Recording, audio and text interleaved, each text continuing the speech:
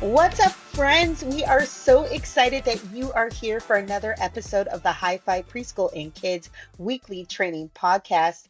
We are so pumped for this month in June. A new month means a new simple truth and new themes for preschool and kids. So, if you didn't know already, this June we are teaching the truth in preschool. God made me special, and for kids, I am uniquely designed. The preschool theme is, oh, wow. Do you like how I said that? That was Oh, fantastic. wow. And kids is going to be piece by piece.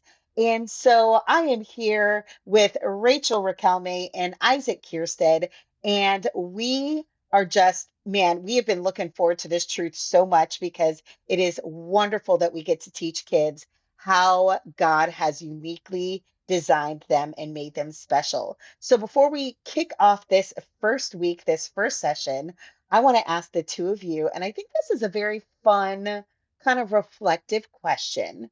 What is something unique or interesting about you that you've discovered is actually a gift from God? I would say if you listened to the podcast last week, I talked about being bossy, but it's actually leadership when I was a kid with my sister.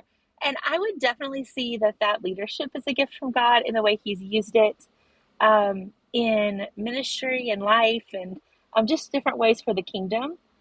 But I would also say is a gift from God that I think I don't know, maybe as an unsung gift is just being kind of detail oriented. And I think Hmm. it's something God's given me that He has used in the places He's put me. That's awesome. I can see that for sure. I think for me, whenever I think of like gifts that God has given me, that sometimes I feel like I can have that peace that surpasses understanding, where I'm in a Mm. situation and I'm like, you know what, this is gonna be okay. Like we're gonna get through this. It's gonna be okay. Glass is always completely full. Like I can't even see that it's half full. I think it's like, oh, this is completely full, no matter what. I think this stresses my wife, and probably it has stressed both of you at some point while working together. But there are What? moments where I'm like, yeah, it's going to be okay. We're going to get through this. Yeah, here we go. But I think it is that piece.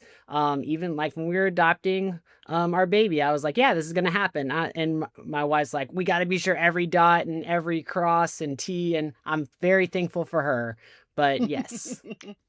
I love that. And knowing the two of you, those both seem very, very true. You know, one that I have really come to appreciate over the years is the fact that God made me loud. I am a loud person, and I don't just mean my personality, I mean my voice. Like when we record these podcasts, I have to force myself to talk quieter than I normally do because, especially when I'm getting really excited, I get really, really loud. But I really, and it used to embarrass me sometimes. People would be like, oh, I walked into the cafeteria and I could tell you were in there because I heard your voice. But I realized God really uses it for his glory. At Etch last year, I was in doing a breakout in a giant echoey chapel room, and the microphone wasn't working. And so I said, I'm just gonna talk until they can figure this out. And what was amazing is everybody told me they could hear me the whole time. And I'm like, that is the Lord right there, is this loud voice that he's giving me. So it that just reminds me though of how true it is that every single one of us is uniquely designed. When God put us together, he put Rachel together saying, you are going to be a strong, detail-oriented leader. He put Isaac together and said, I am just going to give you extra measures of peace that's going to help you through the most difficult of times. And for me, he said, I'm going to give you a voice that can carry to the back of a room so you can share the truth about me. And this month, we are going to be able to help preschoolers and kids see that God has uniquely and specially designed every single one of them. So when we talk about this idea that God made us special, we are uniquely designed, Isaac, why does this matter? Why are we even doing this? I think that this truth at this time is so important for kids and for preschoolers to hear that God made them special. They aren't just one of a billion, they're not just one in the crowd, but He made them special so Mm, that they could go out and show God's work to others. I always mhm, like to show, we always talk about like masterpieces and how God mhm, sculpted us like the potter and the clay. He isn't just like, he doesn't have a template and he's just copying and pasting, but he has made us individually so unique. And as we talk about how, why this matters, well, as they're going out and when we're hearing a culture that, hey, you were randomly made, hey, you're just a mistake, you were an accident, it's just a mm, bunch of things coming together and it just happened to be you. But that's not what God says about us. He says, no, I have methodically, I have carefully, I have wonderfully made you. And we get to mm. tell preschoolers and kids that they aren't an accident, they aren't a mistake, that God made them for a purpose and He designed them special and unique. Absolutely. Man, what a powerful, life-changing truth for preschoolers and kids to learn is that nothing about them, where they live, how they look, nothing is a mistake. God designed them on purpose. They are unique, they are special, they are seen, they are known, they are loved. And especially knowing Isaac, like we don't know this full story of all of the preschoolers and kids coming into our churches. We don't know their backgrounds, we don't know their family lives, we don't know their experiences. There might be some who come and they're like, I know this, like I know that I'm special. But there's others who this is a real struggle. Like they don't know this, they don't believe this, they've never been taught this. And so I just think it's going to be such a powerful month. Yeah. And I think as we're even giving them this theme verse of Isaiah 64:8 of, yet Lord, you are our Father, we are the clay and you are our Mm, potter. We hmm all are the work of your hands. I think that is such an amazing resource, amazing piece of scripture that they can hold on. So when they're having those moments of doubt, when they're feeling like one of the crowd or just overlooked, they can say, no, no, no. I am created by my Father with his hands. I love that. So this week specifically, we are teaching the truth. God made me original. And our Bible story is Gifts in the Church from Romans 12. And so, Rachel, I'm going to toss this one to you. How can teaching preschoolers and kids about gifts in the church from Romans 12 help them with seeing that God made us original? Yeah.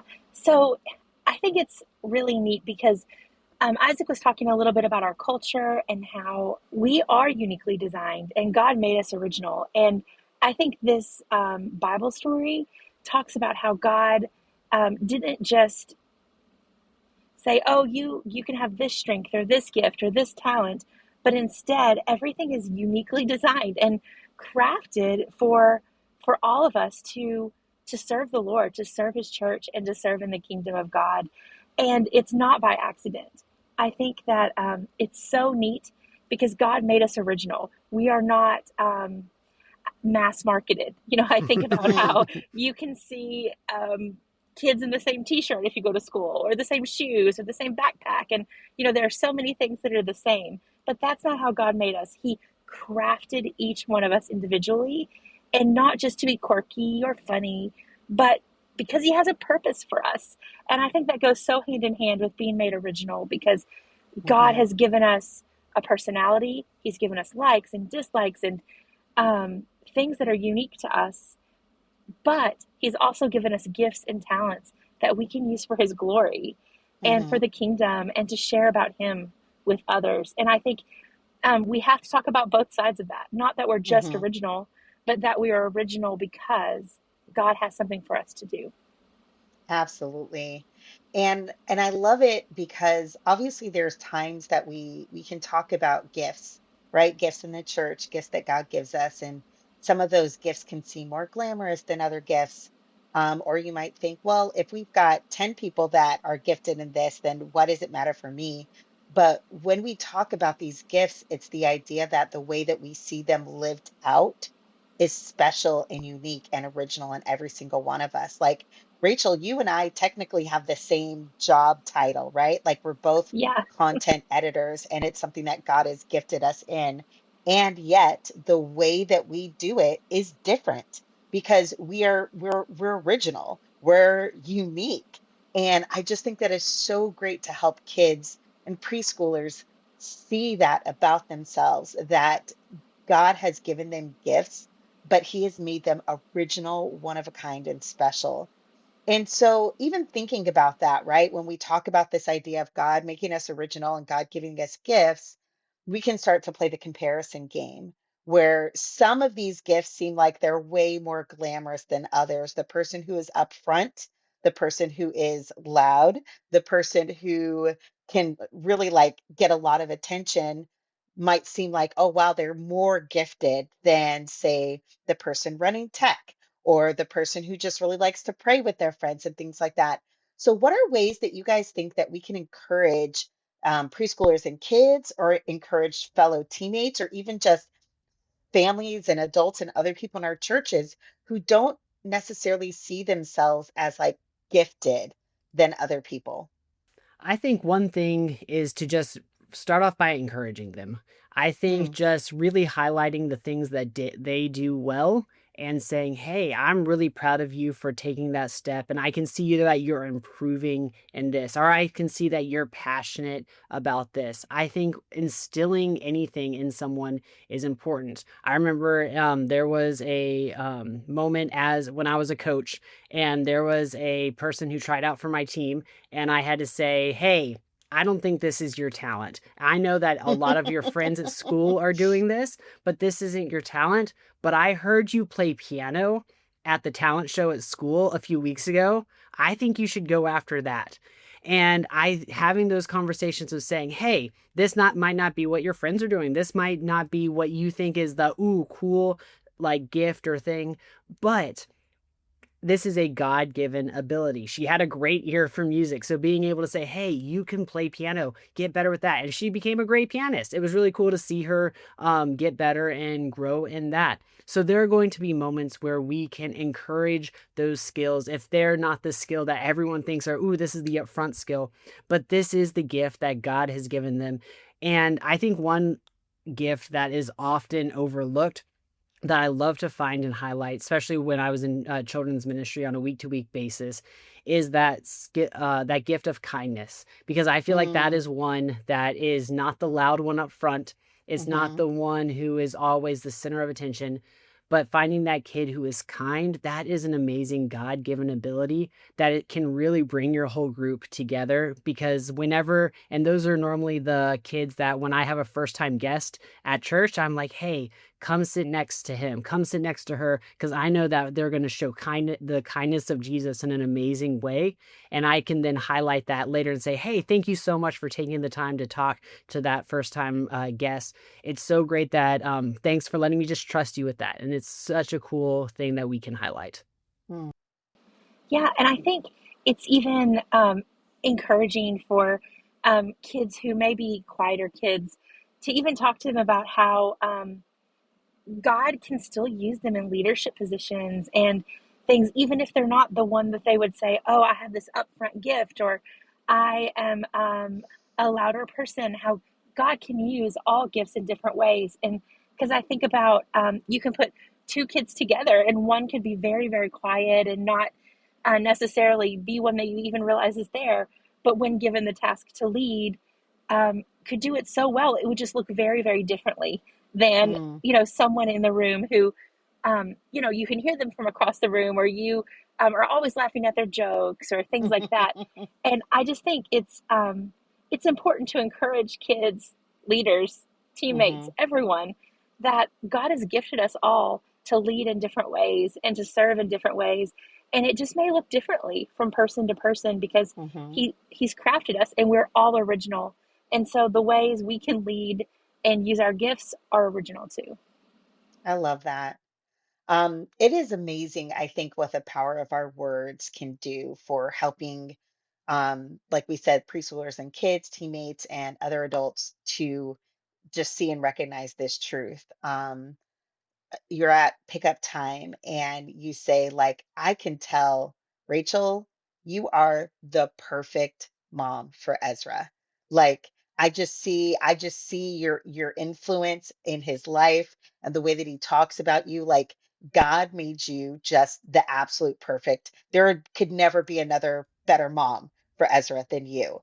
Like Isaac, you are the most incredible games leader. Like, you were made for this. You lead games in a way that I have never seen anybody do it. And God is just using you in such a great way. Like, even just specifically calling out something that we see Mm, in people can go so far to helping them recognize the truth that they are special, they are uniquely designed by God, and that they are original and one of a kind. And so this is just going to be such an incredible month where I think we get to just really build up and encourage one another, not for the purpose of flattery, but for the purpose of just like recognizing the truth of who God made us to be. So, mm. churches, we are so excited for all that's going to happen this month as you lead this. Just a quick reminder before we hop off, I just want to say we love getting to connect with you on Facebook and our Facebook group. So if you are not a part of that Facebook group, please look it up. It is a great place for you to ask questions, a great place for you to celebrate what God is doing in and through your churches. And as well, if you also haven't seen, we have our summer event, family event that is ready for you. It is called Beach Ball Blast. It's going to be a blast. So if you Woohoo! have or are planning on doing it, we would love to see pictures of your event so we can celebrate with you. And until next week, we will talk with you soon. Bye.